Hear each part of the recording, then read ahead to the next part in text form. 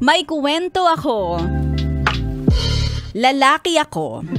At share ko lang ang karanasan ko. Madami na akong naging girlfriend. Mahigit sa 10.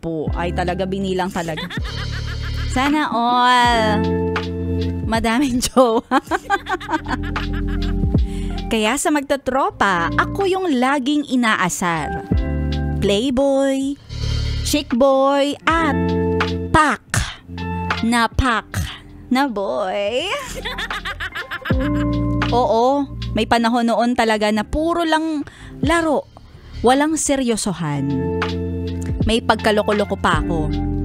Noon may nakilala akong magandang babae. Doon sa kasal ng pinsan ko. Niyaya ko na mag-inuman. Tapos nagulat ako dahil pagising ko, nasa Motorola na kami. At 3 na kami. Pero, alam nyo, sa totoo lang, may hangganan din ang lahat. Pagkatapos ng nangyaring pandemic, sa totoo lang, madami din akong mga na-realize.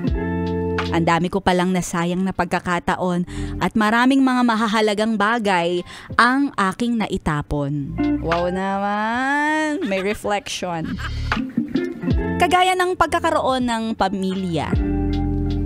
Kasi nasa marrying age na ako. Easy go lucky ang nakasanayan ko noon. Pero kapag mag-isa na lang ako, hindi na ako masaya. Yung mga naka-hook up ko, hindi naman ako binabalikan. At wala din akong mahawakan. Ay, sad boy yarn.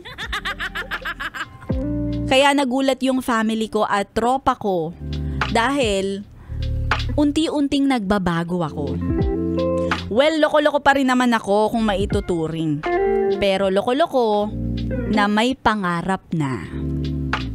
Nag-iipon ako ngayon. Walang bisyo at wala ding babae. Yung mga tropa ko kapag nagyayaya ng inuman, lagi na akong nagpapas. Oy!